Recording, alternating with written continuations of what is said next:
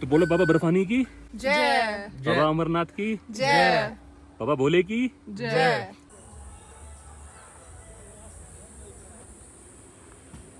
तो दोस्तों ये जो हाईवे है ये वही हाईवे है जहाँ से अगर आपको यात्रा करनी हो बाबा बर्फानी की तो इसी हाईवे को लेना पड़ता है। पर इस समय यहाँ पे इतना जाम लगा हुआ है और लगभग हमें भी 1 घंटा तो हो गया फंसे हुए। आगे के हालात पता नहीं है। सारे के सारे देखो अंदर बैठे हुए वेट कर रहे हैं। आप लोग कहाँ से हैं? हम आए दिल्ली से। हैं दिल्ली से? हाँ, लेकिन सर यहाँ पर तो सारे पॉइंट बंद कर रखे हैं। नहीं, हम तो आए हुए कल के आए हुए यहाँ पर। अच्छा, अभी पॉइंट विजिट करने गए थे, सब बंद है। चलिए कोई बात नहीं। Okay, thank you sir. 3 जुलाई से शुरू हुई बाबा बर्फानी की यात्रा। और ये जो यात्रा है बाबा अमरनाथ की, इसको करने के लिए बहुत सारे मल्टीपल वेज़ हैं।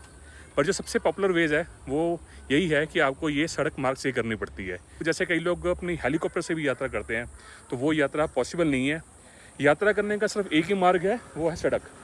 और सड़क से बाय रोड ही आपको ट्रैवल करना पड़ेगा। आपको जाना पड़ेगा चंदनवाड़ी तक।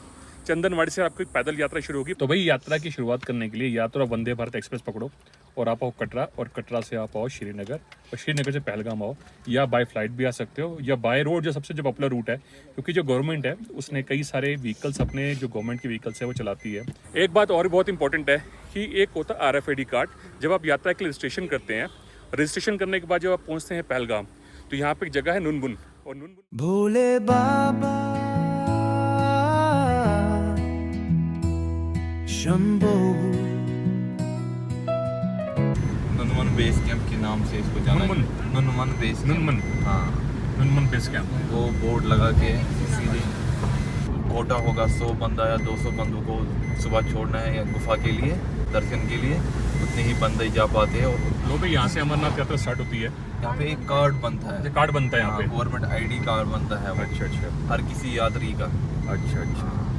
उसके बगैर अलो नहीं किया फिर जाएगा। यहाँ से पहलगाम तक, फिर यहाँ से चंदनवाड़ी तक गाड़ी जाती चंदनवाड़ी गाड़ी जाती है। चंदनवाड़ी तक और सारी गवर्नमेंट की गाड़ी होती है, गवर्नमेंट की भी होती है और प्राइवेट भी प्राइवेट भी होती है। हाँ, और चंदनवाड़ी से फिर पैदल जाना पड़ता है या घोड़े पे। घोड़े पे। और नुनबुन में आपको मिलता है आपको RFID कार्ड। ये RFID कार्ड जो उनसे आपको हमेशा अपनी नेक पे, अपनी गर्दन में हैंग करके रखना है, ताकि आपकी यात्रा में आगे कोई डिफिकल्टी ना आए। ये आपकी आइडेंटिफिकेशन है, ये बहुत इंपॉर्टेंट है। इसके बिना आपको यात्रा करने नहीं दिया जाएगा। भोले बाबा शंभो। लो ट्रैफिक जाम थोड़ा खोला, आगे चलते हैं, फिर आपसे बात करते हैं।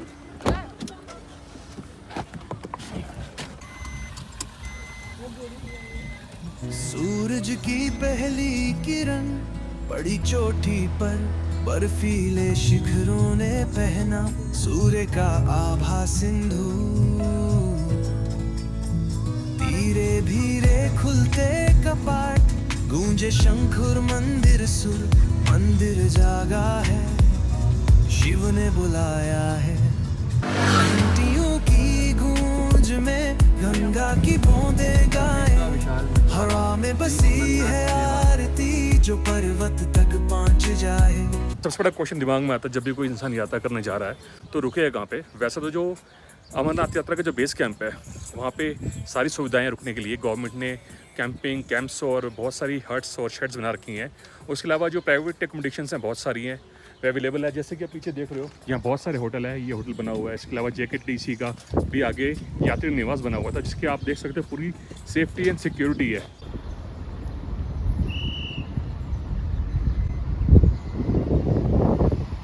तो यात्रा में आप गवर्नमेंट की एकोमोडेशन भी ले सकते हो जो फ्री ऑफ कॉस्ट है। उसके अलावा इंसान को और ज़्यादा कंफर्ट चाहिए तो अपनी प्राइवेट जो एकोमोडेशन है उसको भी बुक कर सकता है। बाकी सेफ्टी और सिक्योरिटी का जो कंसर्न है उसमें आप देखेंगे कि जितना मार्ग है, जितना रास्ता है, उसके चारों तरफ आपको CRPF के जवान मिलेंगे। हिमालय भी ध्यान लगाए, धरती नतमस्तक है।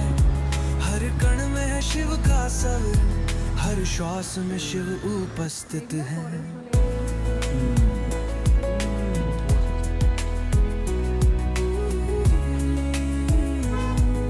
हम लोग ये प्रीति भी थक गई है, बाहर आ गई है। जैम तो रुकने का नाम ही ले रहा।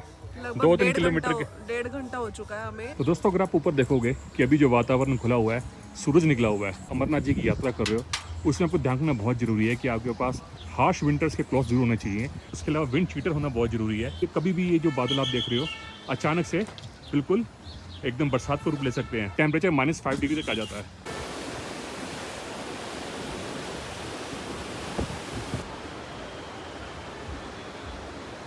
अभी गंगा बता रही थी कि हम सिर्फ 7 किलोमीटर चले हैं और लगभग 1.5 घंटा हो गया। तो ये जो हाईवे है, जो सा रोड है, इसके ऊपर यात्रा के दौरान आपको जाम तो मिलेगा। कई जगह आर्मी आपको रोक देती है चेकिंग के लिए, और ये पार्ट ऑफ द प्रोसीजर है, स्टैंडर्ड प्रोसीजर है, जिसकी वजह से जो आपके 2 घंटे की जर्नी है 10 घंटे में भी हो सकती है।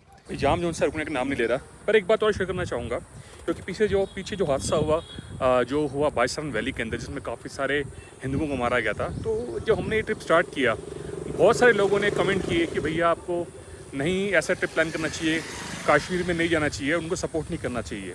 तो भाई देखिए, अमरनाथ यात्रा भी नहीं करनी चाहिए इस हिसाब से, तो ये भी तो यहीं से होगी। चलो चले नंगे पाँव बनने बस महादेव का नाम।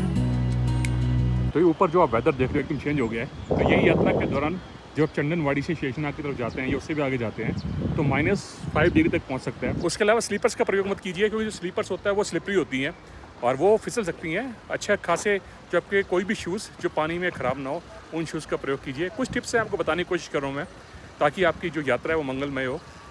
उसके अलावा जो कूड़ा करकट है उसको प्लीज़ कहीं भी मत फेंकिए ओपन में, क्योंकि वो एक बहुत ही सेंसिटिव जोन है, in the sense eco sensitive zone है। वहाँ पे ऐसा कूड़ा फेंकना दंडनीय अपराध भी है।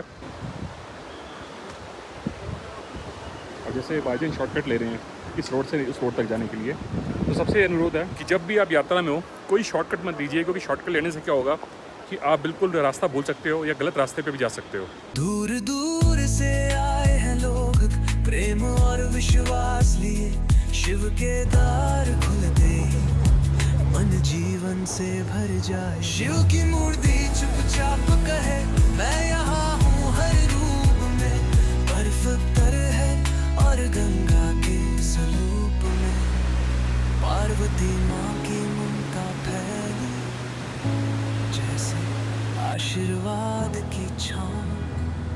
तो लो जी, देखो कितना हसीन गांव है ये। पहलगाम से 1.5 किलोमीटर आगे आके आता है गांव। घरों का स्टाइल है कितना बेहतरीन है, ऊंचे घर हैं और चारों तरफ मीडोज़ हैं। यहाँ पे बीच में रिवर बह रही है। तो ये छोटी सी जो रोड है, ये मेन रोड है जो आ रही है, जो श्री अमरनाथ जी को जा रही है। और ये जो रोड है ये जा रही है हमारे होम स्टे की तरफ। बिल्कुल छोटा सा गाँव है एकदम।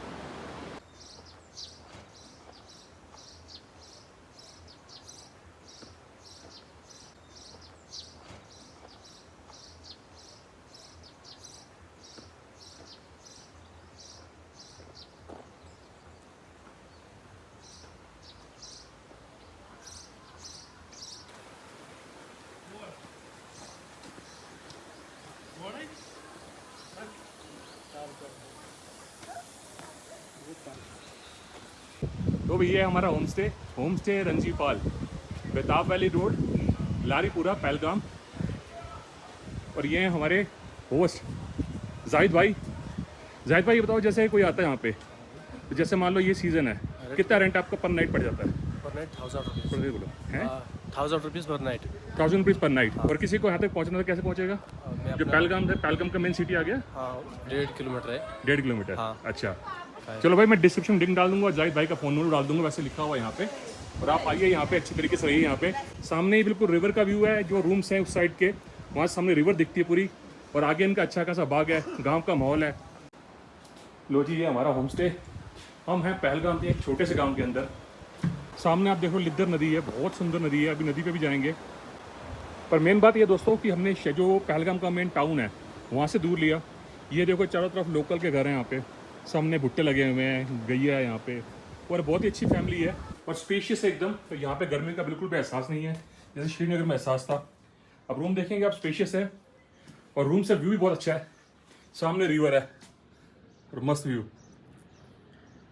मन कर रहा है मैं यहीं बैठी रहूं और घंटों तक वो पहाड़ देखती रहूं। पहले पीती थोड़ा सा डाउटफुल हो रही थी। इतनी बाहर से इतनी ताजी ठंडी हवा आ रही है ना, वो मतलब आपको लग रहा है कि आप बैठे ही रहो बस यहाँ। और शहर से कितनी दूर है हम? इससे बढ़िया बात क्या है, सामने साग सब्जी लगी हुई है। और बच्चों का रूम जो उनसे है वो भी साथ में ही है।